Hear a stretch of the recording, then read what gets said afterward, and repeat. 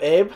I'm Adam Harry. This is the BoLS Tabletop Hour. 1 hour. Yes, 1 hour of tabletop news coming right at you live right now. So, hot and fast. Yeah, we got a lot of crazy stuff this week. But we want to kick the show off with the brand new Mordenkaine's Tome of Foes. Yeah. Not a tomb. Not a tomb. Not a dome. Not a dome. Yep.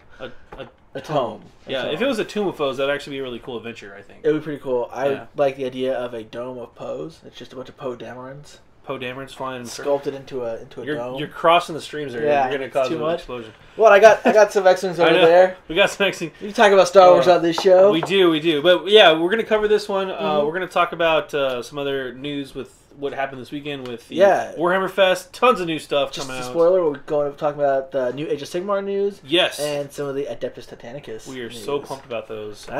Yeah, but let's get started. We have the special edition. We got these early. We actually have this version and the regular version.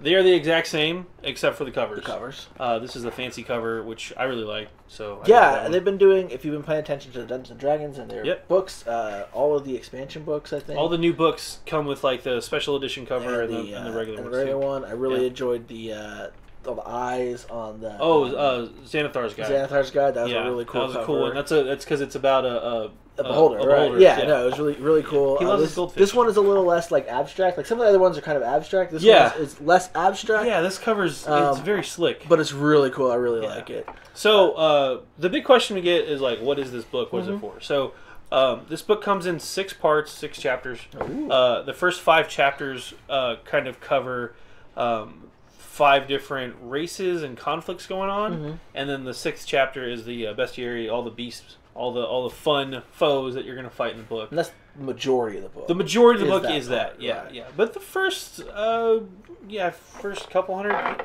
like 100 pages or so, I want to say. I'll double check here the exact number. But it's hardback, full color, looks really nice. Some real great art in here. Yeah, it's about the first 115 pages or so are actually those first 5 chapters. And I've been reading through here. There's a lot of stuff to digest. The first chapter covers the Blood War, which is the war for the Abyss between the devils and demons, which we'll talk about here real quick. Then there's the second chapter is about elves and kind of the division of the elf races between elves and drow and Eladrin and how all that stuff kind of came about. Then you get into the third chapter, which is the dwarves and Duergar and how that all went down.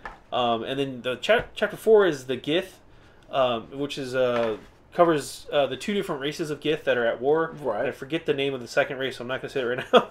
And then chapter 5 is halflings and gnomes, and it's interesting that there's a war between the halflings and the gnomes. Like no, I hadn't heard about this crazy war. Tell me more about the shortest war in history. I have a personal vendetta against gnomes, so I'd be on the side of the halflings. Adam's like a host, right? Yeah. That doesn't look Whenever I play D&D, I'm like, gnomes? What are those? No, there's not a war going on between those 2 races. They kind of paired them together because those are the 2 races that are just dumb lucky. Fair enough. So like they're kind of I forgot how to put it. They're just very lucky and innocent. Sure. And so they didn't really have a conflict between them, but they were like they're just always around. They keep a low profile. It's a short. I mean, it looks like it's the shortest section of the book. And then of course after that the bestiary, and it covers a ton of baddies. Like 1 or 2. There's quite a few. It's like 200, 300 pages of baddies. At least 200 pages. Yeah, but where to get started, man? So, who's this book for? Is it for every player's gonna need to have one of these books? Is it one for a group? Right. Like, who's this aimed at? Right, that's a great question. This book in particular is really aimed at DMs in particular. If you are a player, there are some things in there for you. But if you're in like a group of players, like, get this for the DM and then share it among the players too. Right. But this book has got a lot of stuff for the DMs. There's lots of story hooks in there. There's lots of history in there. Just kind of as a background, it's written from the point of view of Mordenkaine, who's kind of sees himself as a neutral balancing. He's got some disjunctions going on there. He's a neutral balancing force in the world, and his goal is kind of to catalog a lot of stuff. So a little different than your typical, not like Xanathar's Guide or Volo's Tome. But it's in the same. It's in the same vein that we're writing these extra expansion books from a point of view of someone character in the established universe. And it's got his notes. There's actually a preface at the very start, obviously, that kind of goes over this book, which is where the preface goes. Like the preface, the middle of the book. Yeah. Like, there's a little section there that this book is actually written by one of his assistants, and his assistant took the notes from him and compiled it. He's like, I didn't mean this as a betrayal. I hope Mordenkaine can forgive me. And there's a note from Mordenkaine. He's like, there is no small betrayal. Like, he's clearly not happy about this. But he hasn't like turned his guy into a frog. I'm a little sad that like he's not just like Mordenkaine's not just like the professor, and this is just his grad students writing the book. He's like, kind of is, though. Put my name on it, but I'm gonna leave my researchers to do it. My researchers did all the actual work. I just signed off on it. They kind of stole his work here. Yeah, they kind of stole his work, but it's written from that point of view.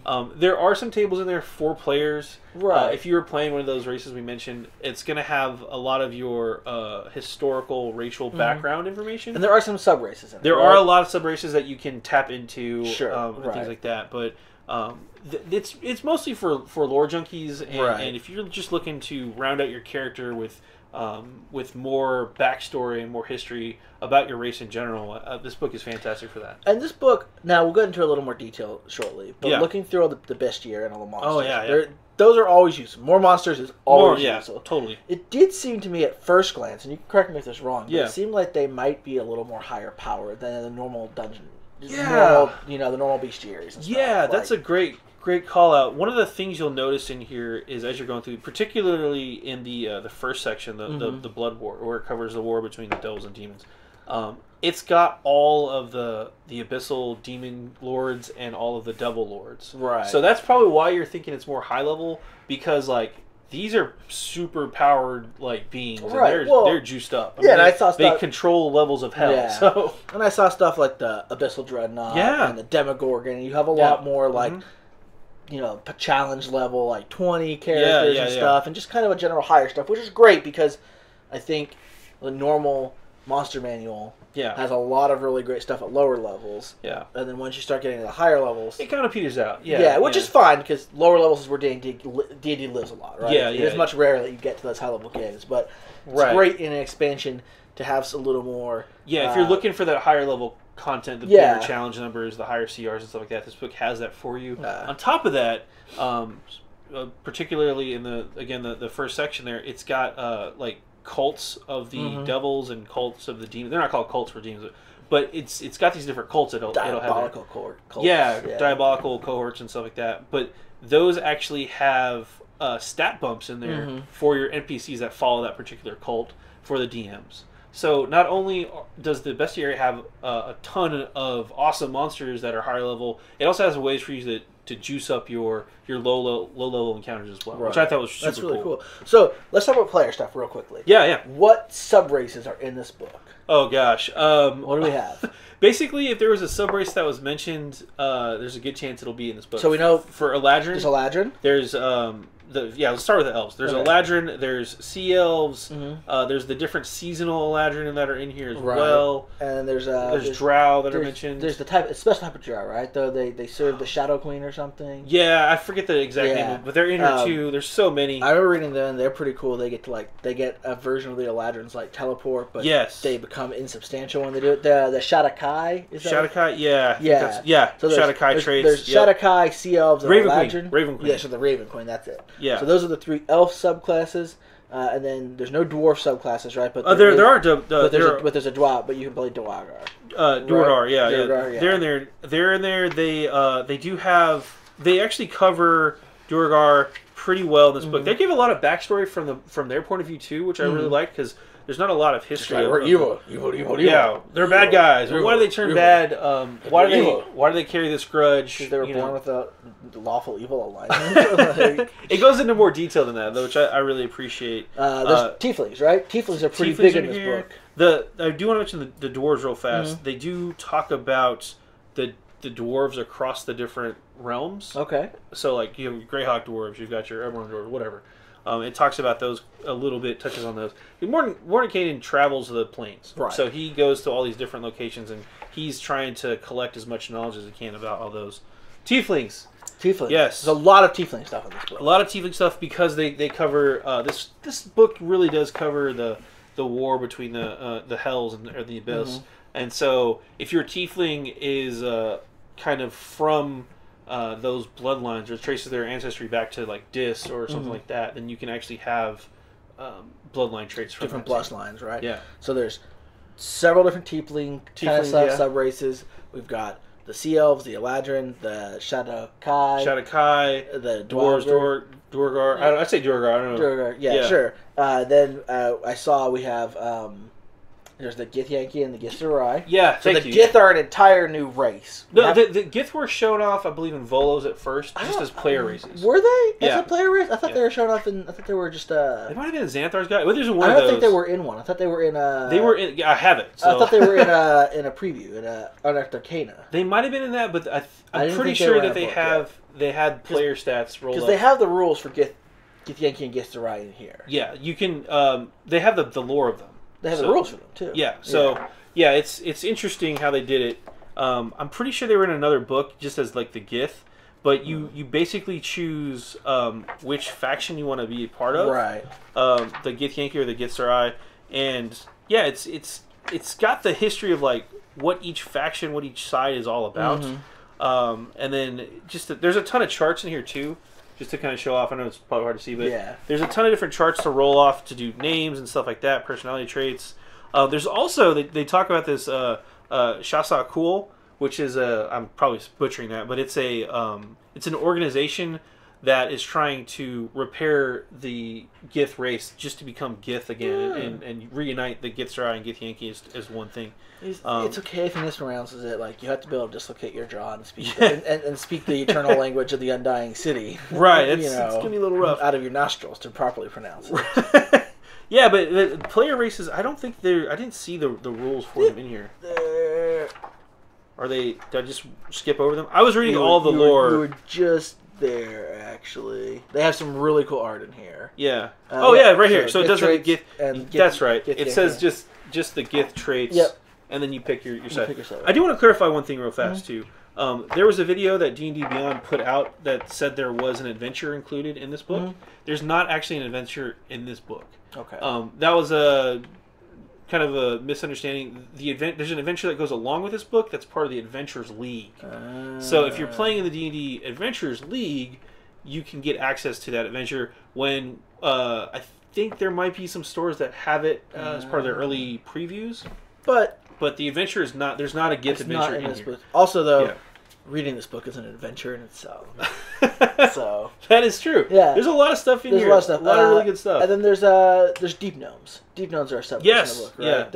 Yeah. So what are those? I don't know what gnomes are. Yeah, I don't notice that. I skipped that section. Yeah. If I'm honest. So we've got 3 elf subraces: Githyanki and Githzerai. A dwarf subrace, a gnome subrace, plus tiefling stuff. Yeah, all the tieflings. There's like seriously 6 or something. I think for each city in the 9 hells, so there's probably 9 races. Yeah, so it's a good dozen, say, if not more, subraces for players in here to tweak your characters a little bit. Absolutely. There's one.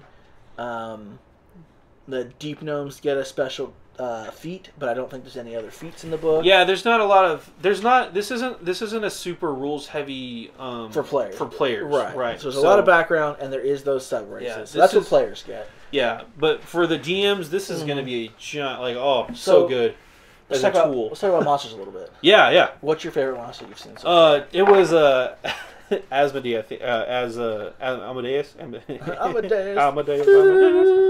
No, it's the head devil, bro, and his daughter actually. His daughter is actually. I mean, let me pull him up because there's Orcus, which is cool. So all the big guys, all the big demon gods are in here too. I'm gonna go to the index because it's got them listed here alphabetically. Where is he at? He's in here. His daughter was in here. His daughter is a fallen, not a daughter, but fallen angel who joined up with them. Oh gosh, what's I was slipping around here. Sorry. Asmodeus. Yeah, that dude. He's in here, right? Asmodeus? I'm really bad at pronouncing the names. I'm sorry. Where's he at? I don't know. There's just so many. I like this guy. Show them the picture of this guy. This is the Amnizu. Amnizu. Yeah, like this guy. That guy is great. He looks like he has parties and they are fun. Everyone. I know you were poking around. You saw the what was it? The Dreadnought. The Astral Dreadnought's in here. Yeah. I'm kind of disappointed. It looks like not as tough as it was. Looks like that thing would be easy to kill. Yeah. Like it's just a giant here's Astral Orcus. Dragon thing. Orcus is a big feature. He's pretty. Claw doesn't even hit that hard. Now the corpse collector. Oh yeah. That thing looks fun. There's so many cool monsters in here too. There's some nasty looking ones, man. Yeah. Oh gosh. I'm just flipping around now. There's all the demon lords. There's your Bahamut. Yeah. Bahamut. Sorry. Bahamut. Yeah. My Bap helmet. Bahamut. My Bap. Not Bahamut. That big 2-color plate. Oh yeah. Yeah. This one. This is a big one. There's a couple of these in the book. Giant 2-color 2-page spread. Awesome looking color plates in here as well. Just fantastic artwork. There's a lot of really good artwork. Oh yeah. I really like the artwork in the Gith section. Yeah. There's some really cool, just kind of like the Gith are where you start to get into like the weird planar stuff. Yeah, like, totally. There's your Astral Dreadnought that you saw with the giant claw. Yeah. Its claw only does like 17 damage. It's only 17 damage, yeah. Whatever. When you're 20th level, 17 damage is not that important. But yeah, there's a lot of higher level. There's a lot of higher level stuff. Like this is a good. Hey, I need some bosses for my campaign. Yeah, right? yeah, totally. You got some expanded undead. There's more undead options of various types and things that are similar to undead. There's a lot of the devils and demons that are running around in here. Yep. You know, I don't know if Asmodeus is in here. I was reading his backstory though. Oh, he's at his stuff's all at the front too. Yeah, he might be in the regular monster manual. Yeah, but like what I really liked, it went over the lords of all the 9 hells, and all that fun stuff, which I thought was super cool. The 9 hells. You must get out of here. Yeah, Zariel's in here. I know she's in the book. She's a fallen angel that now runs one of the 9 hells. Yeah. So yeah, they talk about Dis. The drow stuff. There's so much stuff to cover. This is a good book. This is a good book. There's the water Eladrin, the summer Eladrin, the autumn. Yeah, summer and winter. Spring, winter, fire, water, earth. Oh, elder elementals are covered in here. By our powers combined, we are Captain Eladrin. Captain. Yes, that is exactly what happens. Power is yours. I like these new elementals too. I like throwing elementals on my elementals are great. Yeah. So. I think that's one of my favorite gags from if you've read the Order of the Stick. is they have all the I'm gonna go get the GIF, the sodium elemental or whatever. These guys are awesome, by the way. The GIF, the hippopotamus. Oh dudes. yes. They're from Spelljammer actually, from back in the day. Yeah, they're the Napoleonic hippopotamuses. Hippopotami. Yeah, it's just so much cool stuff in here. But yeah, it is majority going to be for your DMs. There is a ton of backstory, a ton of lore to chew through. There's so many story hooks that you can dig in here, right? And just go crazy with. There's your Shadakai. There's new enemies for your players to fight. There's going to be new options for them to explore. It just does such a great job of exploring the monsters, the realms that your players are maybe peripherally familiar with, but not ever been in, and it's so good. So it's a good book. I think every gaming group could benefit from having at least one of these. Yeah, you want a copy of this. You want a copy of this, yeah. So it's out soon. Yeah, it's actually coming out at the end of the month proper. I think in the next week or two, there might be some stores that get the the specialty. They have a partnership program or whatever. They might be getting some copies in there too. But we've got more write-ups on our main site coming as well. So if you go to bell.souls.net or bowls.org, you'll see more stuff coming from this book. JR is writing up a storm right now about this book, so he'll have even more coverage. We even had a first look video that kind of went through most of the stuff I talked about. It's just so good. Yeah. So stay tuned for more for that. I think that's all for D&D today. So thanks for coming on, Adam. Yeah. I'm going to go take this back with me so I can read some more about it because it's good. Now to reach back into the old misty depths of time, we have our elder statesman of 40K here. Larry, come on over here. Yes, and he's got some goodies for you. I'm out. Hello, everybody. So look at all the toys I brought today. Yeah. So this is the brand new Adeptus Titanicus box. All right. It's only 30 years old. All right. What do you want to talk about first? Well, let's go over. We got this on top. Let's talk about Age of Sigmar first. Okay. All right. A little bit of Age of Sigmar. I got to put all the Christmas stuff. Let's let them savor it. Fine. So, we'll be right back with all these toys. Warhammer Fest with this weekend. All right. I'm back. And we had a lot of big news coming out of Warhammer Fest. Yes. And the biggest news that was, I think, the most surprising news was Age of Sigmar 2.0 is arriving next month. Right. June. So that's quick. That's out of nowhere, out of the blue. People have been already talking about the fact that they were expecting General's Handbook 2018 to arrive, and now people are like, wait, is there even going to be a General's Handbook 2018? Who knows? I'm sure there will be, because they're going to have to repoint everything again to make it work with the new edition. But, so what do we know so far about? Well, we know that it is an all-new edition. It is coming. They talked about, I think, at the very least, basically, we're going to get a new version of this. Right. So we're going to get a new Age of Sigmar core book. Age of Sigmar launched in July, I believe, late June, early July. I want to say it was like right around July 4th of 2015. Maybe, yeah. So it's just under 3 years old. Very, very young for a new edition to be coming out. But not impossibly. Not impossibly. Like 3 years or so. Yeah, 3 years old. And, the very, very core initial book for Age of Sigmar, which is what this is here.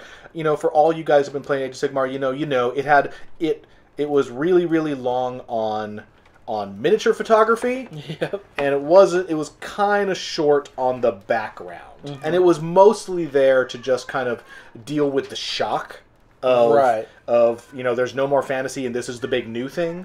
So I think that I would assume that what Games Workshop is really trying to do here is they're trying to basically, they've been throwing as much content and background and fluff as they can into the channel for the past 3 years, and now they're like, wait, let's just stop and basically redo the core book so that people who are new, it's going to feel much more full-fledged. And it's something I've said for a long time. We've had discussions about this, and I've always felt that one of the opportunities that Age of Sigmar had is that it never had, for the background, you got a lot of complaints about the background being being thin or not. Yeah. And they have added a lot of background. Right, a huge amount. But one Lots of the of issues, novels, tons of stuff. Tons of novels, all the new books have a lot of good background. One of the problems that it had, I felt, though, was that there was never a place where if I wanted to get, what is Age of Sigmar? Give me the background. There was never a place that you could say, like, here's the book you need to read. Right. And it explains the background in good details with maps and everything. There was nothing like the 40K big rule book that had the basic background of everything you needed to understand. Exactly. Yeah. The 40K core rule book, traditionally is like, here's the whole universe, this is how it's laid out, this is what the Space Marines are, and it goes through every faction and gives them good detail, there's maps, and it all makes sense. Yeah. Whether you like the setting or you don't like the setting, it's there for you, and Age of Sigmar was always very vague in that department, and I assume definitely what Games Workshop is saying is they're pushing that part of it even more than they're pushing the rules. Definitely. They're pushing maps, right? Yeah, they talk about, there's maps for everything, which there should be. And actually, I really like the artwork because for those of you who are old Warhammer Fantasy fans, I think it's the same artist. It looks similar. They showed one of the maps of one of the 8 realms. Realm of Fire.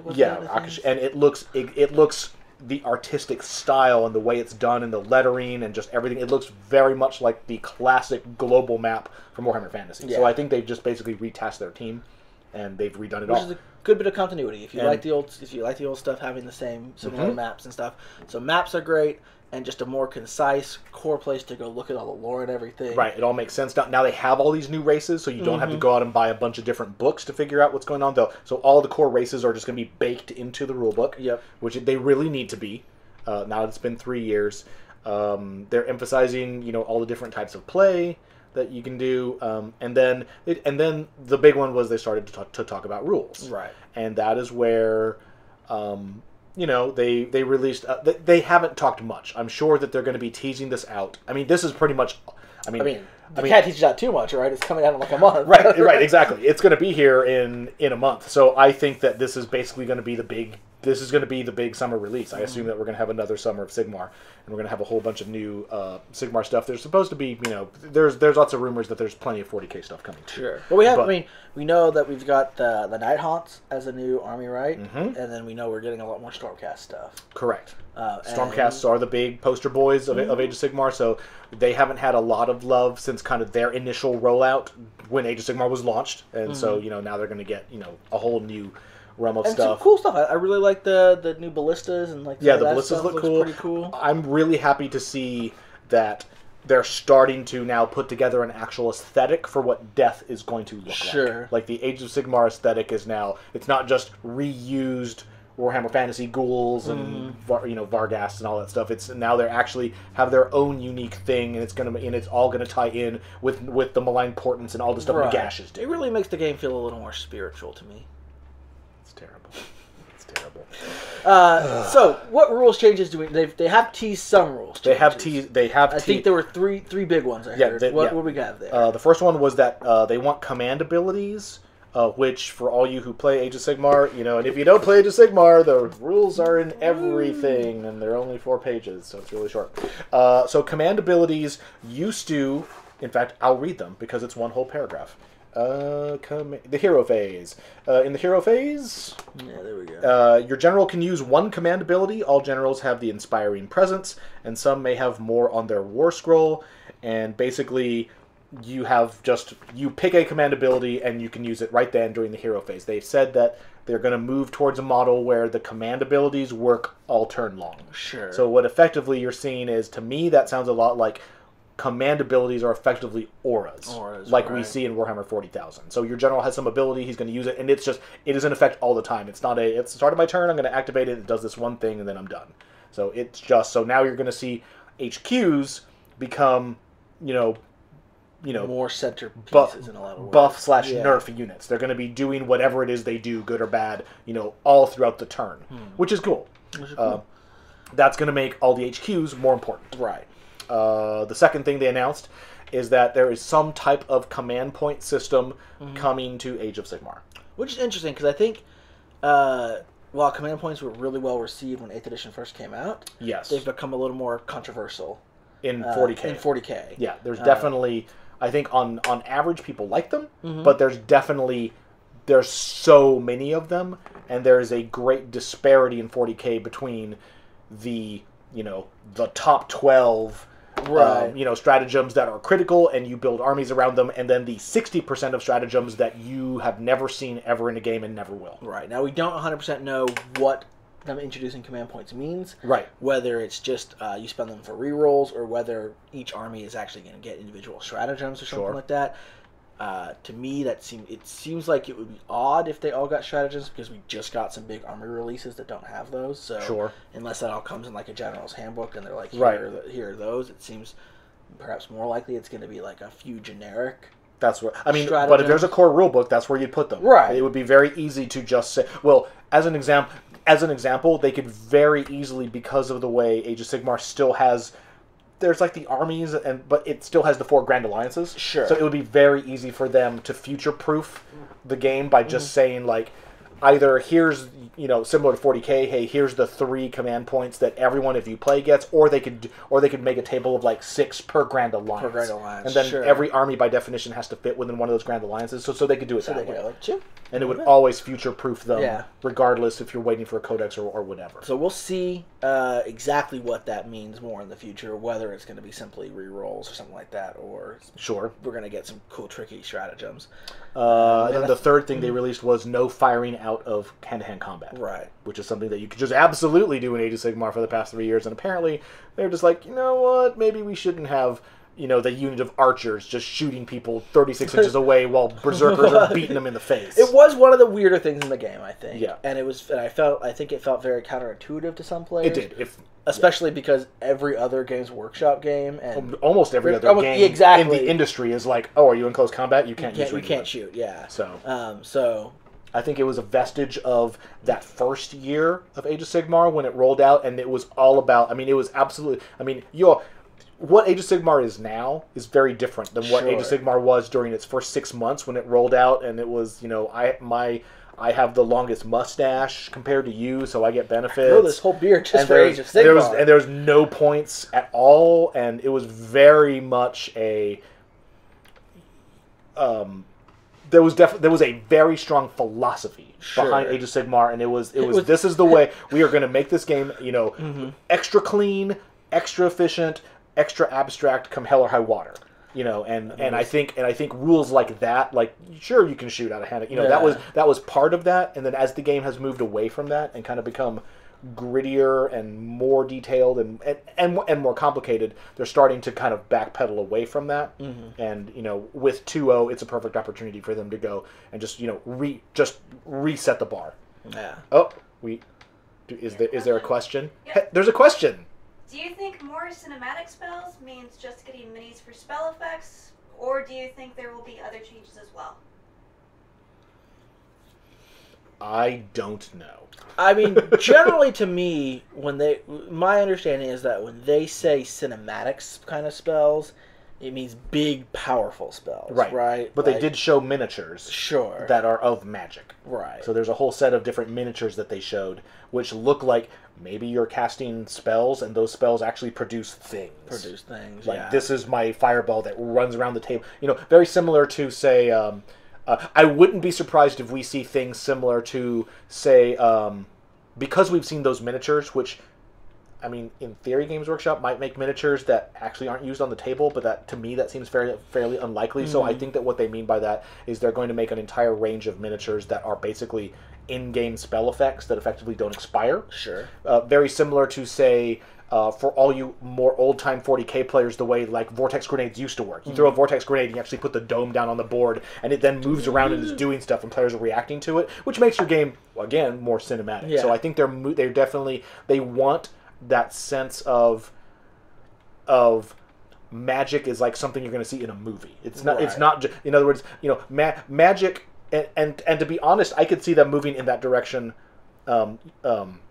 I could see that kind of a concept moving into 40k in the future too, because magic, psychic abilities and magic, if you abstract it too much, it very much just becomes a second shooting phase. Sure. And just becomes really boring. I just love the idea of we're going to take templates out of the game and then add models that are like templates into the game. Well, they're not like templates. They have little mouths and things. Sure. They're cute. We're just going to make cuter templates. That's fine. Yeah, there's nothing wrong with that. That's the problem I had with my templates, is they weren't cute. They were insufficiently... They're insufficiently dramatic. Look, if I get like a template, but it's just a pile of nurglings, I'm happy. More nurglings is always going to make the game better. So I would assume that that's where they're going with all of that stuff. It does seem to me, I wrote an editorial about this morning. This is neither a positive nor a negative. It's just what it looks to me at the 10,000 foot level based on what they've done. It does feel like 40k has 8th edition was definitely a grand gamble for the company. Right, it could have just blown up in their face and they'd be like, oh, what do we do now? But I would say that a year after 40k has been launched, 8th edition, it's been a success, a big success. People are really playing the game and seem to enjoy it, and there's a meta and people are really excited but I forgot where I was going with that. I'm sorry. Well, they're coming together, right? That's the point. They are merging. It definitely feels like they are getting. They're taking elements from 40k that are successful and making that game incredibly popular, and they're saying let's put a lot of those things into Age of Sigmar. So we're seeing the games are they're drifting. They're not like War Machine and Hordes, which are technically the same game, which are technically two completely separate games that you can play with each other, but effectively it's one game. Yeah. They're not that. The stat lines are totally different, and and I seriously doubt Games Workshop even really has a desire to end up in that position, but they're definitely, these games are converging.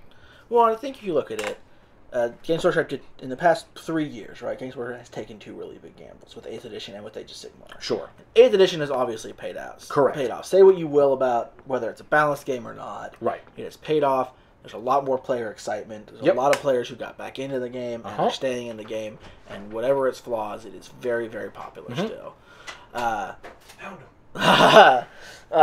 Now, Age of Sigmar had a much rougher start. Yeah, had a very rocky first year. Yeah, if you looked at it within 6 months of it coming out, you might have said that their gamble didn't pay off. I would agree. But they've done a lot to fix that. Yeah. I would say that it's not. I mean, I think the General's Handbook 2016 is what turned it around. Is what turned it around. It's not as big a game as 40K still, I would say. No. But I don't think they ever expected it to be. Sure. So they've done a lot to correct that and make it better. But if you were to look at that, I think it's natural to say, well, maybe some of the things that we did in 8th edition that paid off so well are the way to go. Right. And that would be why. Let's bake those into a new with edition. the 2.0, you're like, well, those ideas worked. Some of these ideas didn't work. Let's bring them together. Yeah. So I mean, I fully expect. So that's what they've officially announced. Now, things I expect. I think that just like 40K, they're going to. I would absolutely expect Games Workshop to use this as an opportunity to. They're going to reintroduce probably multiple levels of box sets. Sure. There'll be the big fancy one. There'll be the $170 one. There'll be the $99 one. There'll be. I mean, 40K had 4 different price points. The interesting thing at this point will be and box sets. And they'll make a rule book only as well. Right. I assume that the box set, I mean, what have they shown off at Warhammer Fest? They showed off the all new Undead and the all new Sigmarites. I would not be surprised to see. So clearly Stormcast Eternals are the poster boys of Age of Sigmar. Right. They're going to be in the box set. So as with 40K, it's simply Space Marines versus who. So it's going to be Stormcast Eternals versus who. So it's either going to be Stormcast Eternals versus versus the same Khorne. Which seems boring at this point. Which seems boring at this point. Or it could just be them versus Nagash. And to be honest, I would assume it's Nagash because that is the big narrative arc of 2018. Is we're right in the middle. Actually, we're still at the start. And then get rid of all those old skeleton models they got laying around, right? They should just that's where all the packs of skulls come from. just snipped them. We're just going to shove 20 old zombies in every starter set. Get those zombies out. Get them out. Well, you can. Hey, all right. Speaking of zombies. Oh, yeah. Uh-oh. Hey, I'm back. Adam Harry's back. He's resurrecting an old conversation from 20 minutes ago. What do you got? 20 minutes ago, just want to point this out. I mentioned the GIF. Yeah. They're actually the monster manual. There's the whole section about the GIF and the GIF Yankee. And I was like, I thought they were in BoLS. They're in the monster manual. Yep. My bad. But I found them. There we go. So I just want to clarify. Mystery solved. There you go. All good. All right. Totally undead space zombies coming. Just calling it. Speaking of resurrecting things from the past, Larry. From the past. All right. So we're all Age of Sigmar'd out. Yep.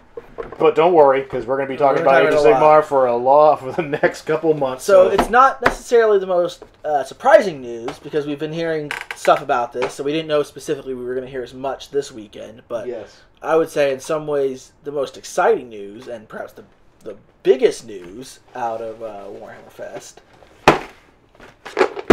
Bam! Bam! Back from the past with the blast. Like everyone Samurai can talk Jack. about Adeptus Titanicus on the internet, but who actually has a copy of Adeptus Titanicus from 1998? Are there Titans in there? Us. We do. All right. We have, and Adeptus Titanicus is back. For those of you who've never seen, this is the old one from, what's the copyright on that say? 1988. I was the back of it. 2 years old. There it is. 1988.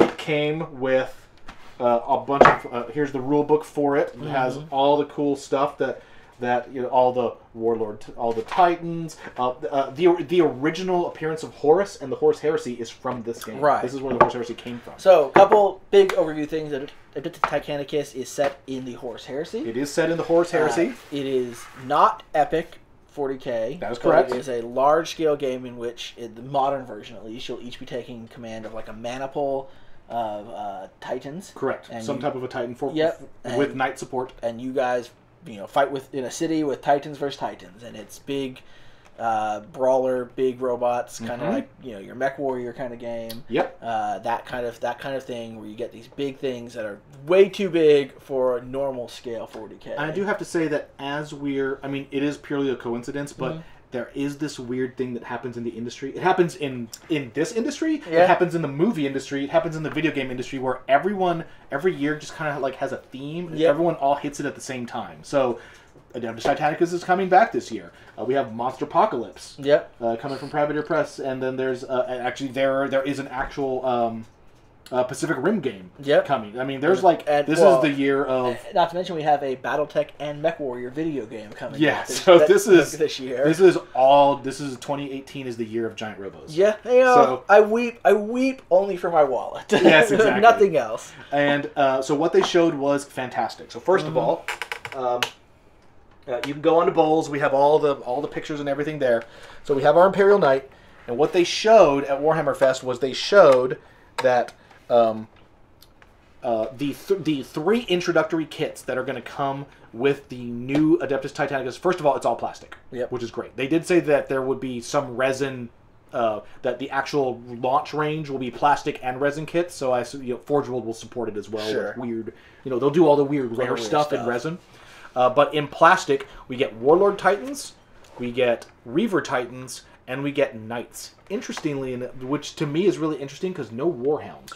But they did announce that Warhounds are going to be in the game. Absolutely. Correct. So we haven't seen the models for They're them. just probably not part of the initial rollout. So we've seen some pictures, but I haven't seen full models. But Warhounds are going to be in the game. Yep. And those are really the only 4 types. Those are the only 4. And it's Traitors versus Loyalists. So they both use the same models, basically. And then there is a beautiful set. Actually, as you, like I said, you can go into BoLS, just type in Adeptus Titanicus. All the pictures are there. You can absolutely see the sizes, and the cool thing is that, so here's a 40k Imperial Knight. Mm-hmm. In Adeptus Titanicus, the Knights are there, and they look really good. The Knights are approximately the size of a Primaris Marine, which we have here. So that's the scale, right? So an Imperial Knight is this big. There's an Imperial Knight in 40k scale. So they never actually specifically came out and said what the millimeter sizes of the game. This Epic was 6 millimeter. It looks overall, based on the size of the Titans, that the new Adeptus Titanicus is bigger. I've heard some people throwing around 8 millimeter, 10 millimeter, somewhere in there. I mean, the Warlord Titan that they showed off looks like it's almost the size of a Knight. Correct. Exactly. So yeah, the Warlord looks like it's maybe as tall as this minus the missile. Sure. But it's pretty big and beefy. I mean, it's hard to tell, but the base looks like it might be the same base as the Knight that it's on. Yes, in the pictures it is. It is quite possible. So the game comes out with those 3. Mm-hmm. If you buy a Warlord, it comes in a kit by itself. If you buy the Reaver, it comes in a kit by itself. If you buy the Knight, I think it's 3. It might be 2. It's a banner of Knights or something like that. Yeah, it's an amount of Knights. And there are some interesting things. It's set during the Horus Heresy, and then they specifically said initially. So that means that I absolutely expect... now, being set during the Horus Heresy, however, isn't really that big of a deal as far as limiting your game. In some ways it's better. Because there are Eldar and there are Orcs during the Heresy. So you can... I absolutely 100% expect that we're going to be seeing Phantoms, Revenants... Mega Gargants, Stompas, all of the Orc stuff is going to be coming. The Eldar stuff is going to be coming. They also specifically said, not at Warhammer Fest, but earlier, they said that this is not Epic. Right. This is Adeptus Titanicus, and what that means is that this is a game... Basically, they don't want to make a game that's going to... They don't want to make a stablemate that's going to compete with 40k. So this game there's not going to be vehicles or infantry ever. Right. This is a game that is about... This is Titans versus Titans. Well, a couple other things I've said is they did say that one of the reasons they like the Horus Heresy setting is because there's a lot more Titan legions during the Horus Heresy. Yes. Mm-hmm. The large number of them are destroyed or lost in between, so you actually have more variety of that stuff. Yep. And that one of the reasons they also didn't want to make it Epic itself, the game, not the scale, obviously, is that they wanted to be able to do some deep rules on the Titans, which they have, but it didn't mesh well with doing infantry and stuff. It was easier to balance all the Titan stuff by doing it by themselves. We have an Adeptus Titanicus question. Bring it. Technically a question.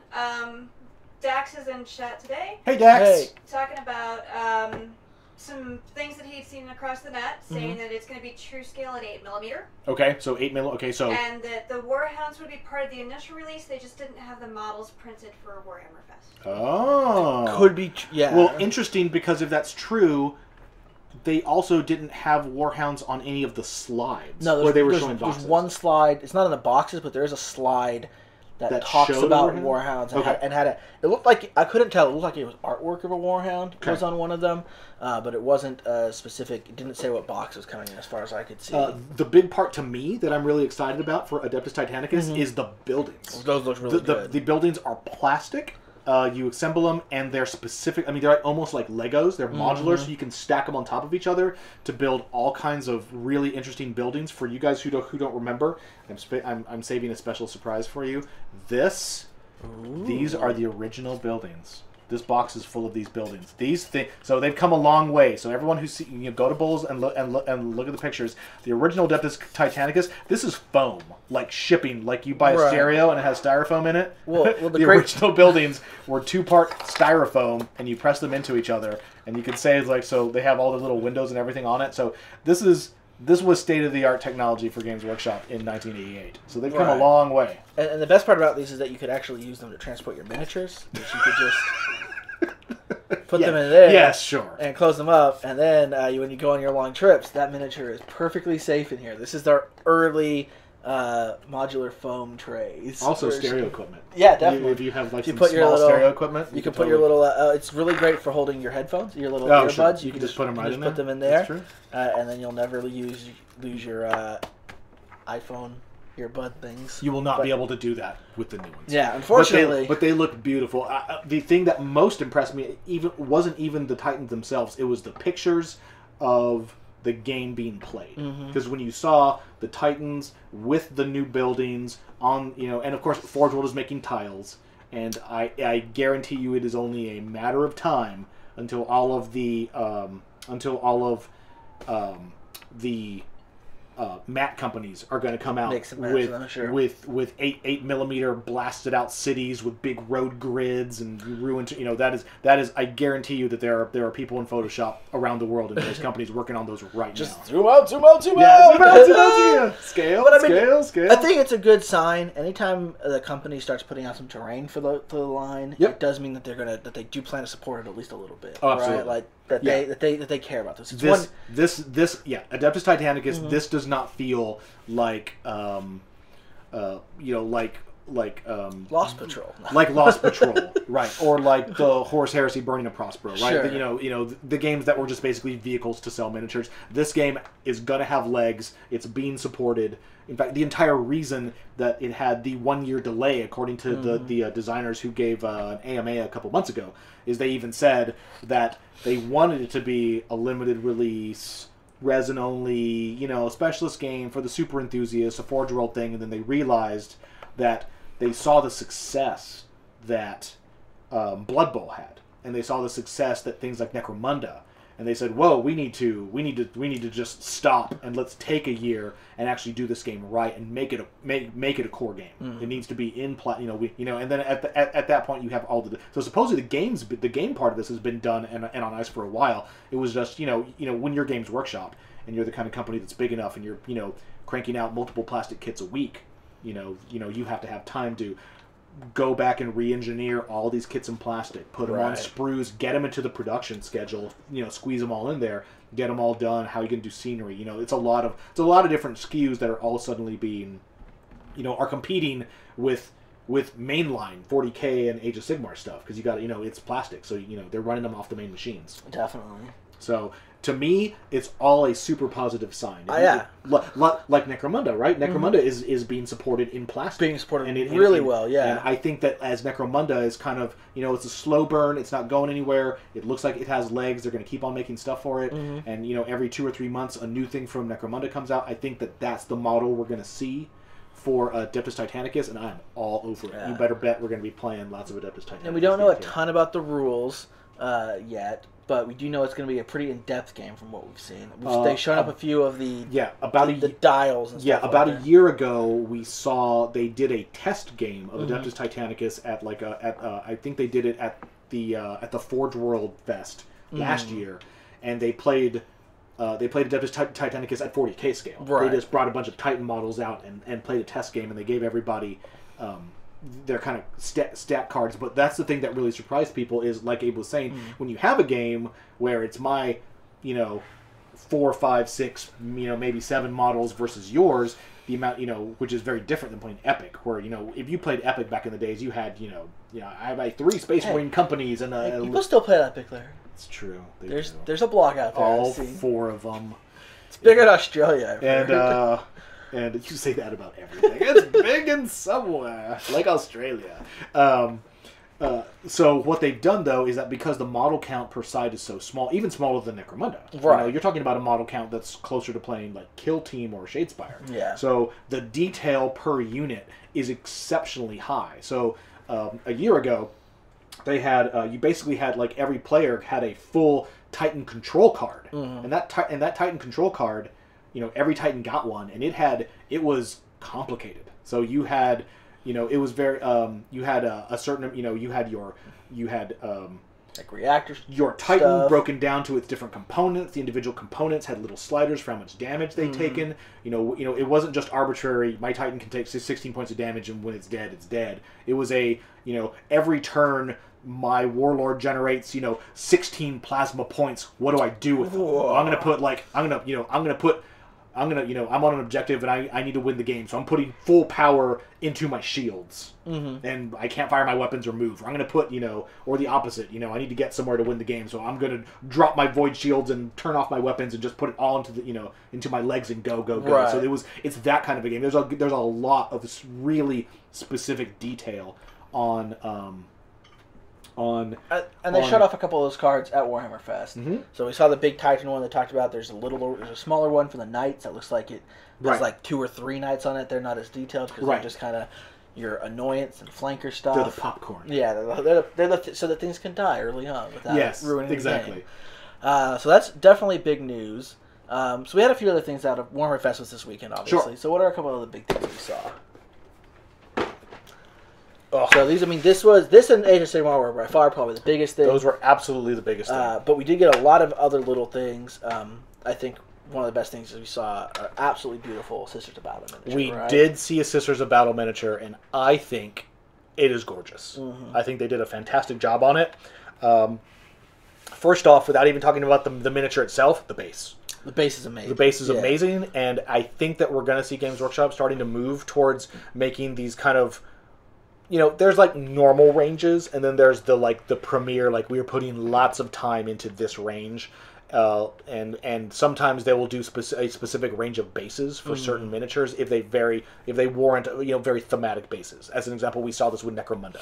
Right? Necromunda has its own bases, right? So it's all gritty and industrial with gears and grates and stuff.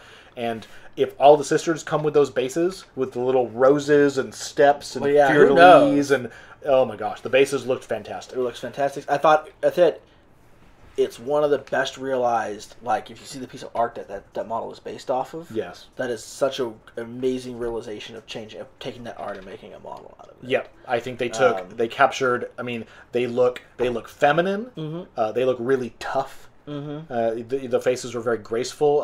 In fact, a lot of people were. There were 2 arguments that are online raging right now that you can find anywhere about the new model. One was that she doesn't look feminine enough. I have no idea what you're talking about. There are plenty of women who have very strongly defined chin. It's basically she has a strongly defined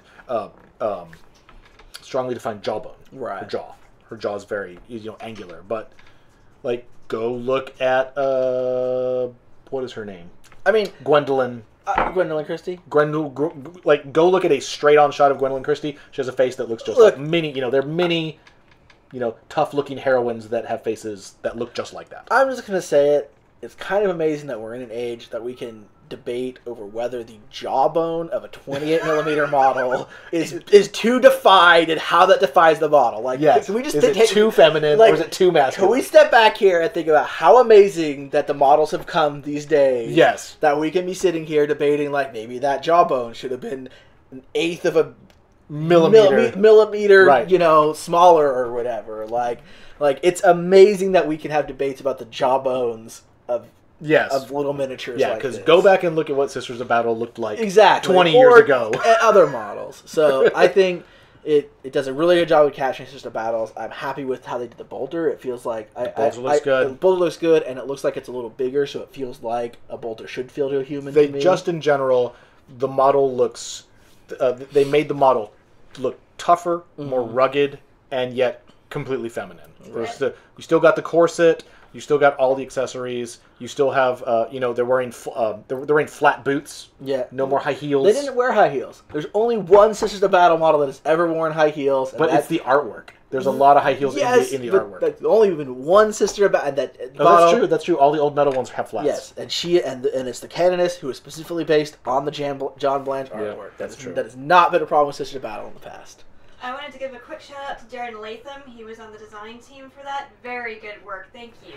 Yeah. Way to go, Darren. Good job. Hopefully the remaining. I mean, it's one model so far. If the rest of the Sisters line can match that in quality, and it's going to be really amazing. So we got that. What else? What other tidbits did we get out of Warhammer Fest? Necromunda, right? There's Necromunda stuff. We got to see Forge World is definitely now ramping up. So we're seeing there will be accessory kits for all of the existing gangs. We saw House Vansar and Khador are getting weapon upgrade packs. So we've seen the which are great. We've seen the Escher ones before. Correct, and they unveiled artwork. We haven't seen any miniatures, but the next gang is Khador. So we're going to have lots of fanatics. Which, little known fact, but Khador was originally named the John Gang, and then they started clawing at the door. And there was this weird, like, psychic back, and they were like, claw the door, claw the door, claw door, claw door. That's how they got their name. True fact. I don't believe you. It's all the warp. I don't believe you. It's all the warp and time travel. I don't believe you. You're fired. All right, see you guys later. No, come back. So we got some claw the door. Faction work. What else? What other tidbits? A lot of Forge World stuff. A lot of Forge World. We got to see a lot of Forge World stuff. Horse Heresy. Still, we got to see Alfarius. And I don't remember what they're called. But the Alpha Legion Elite Terminator bodyguards. With these things, right? Yeah, with those things. They got these things. Yeah. So we got to see those two guys. We got to get a lot of tidbits on the new book 8, Malevolence, which is going to cover the Blood Angels and the White Scars. And demons. So, Horse Heresy stuff, still with the 7th edition rule set, still moving forward. Yep. And then just kind of some odds and ends. There's a new knight that arguably is going to be available for... They didn't say, they just showed a new Knight Cerastus, so... Sure. I'm sure it'll have rules for 40k and 7th edition. We saw a new Solar Auxiliary tank. Right. And I mean, crazy Mechanicus is being crazy with tons of there's stuff. The Dark Mechanicus model, right? Yes. The leader of the Dark Mechanicus. They made a model. There's a model here and there showing off. I mean, shock and awe that they're going to make some new Knight models with the new Knight codex coming out. Can't even believe that. Right? Yeah. Yes. We didn't hear much about the Knight codex yet. That's still in the future. Not. That is still in the future. And we did get a brief image of Codex Harlequins. Not a big surprise. That's going to be hitting this Saturday. And we saw the Webway, and we saw yet more pictures of the Webway portal, which is enormous. Yeah, like it is probably that tall. It is probably double the height of a knight. It towers over the Eldar Wraith Knight, which is a substantially taller model than the Imperial Knight. Sure, that's because it's a Webway portal. I am sure. Big things have to come through it. So very interested. I mean, this isn't a new thing for Games Workshop. We have seen. Imperial terrain for years now, and the Tau got their specific Tau terrain. Sure.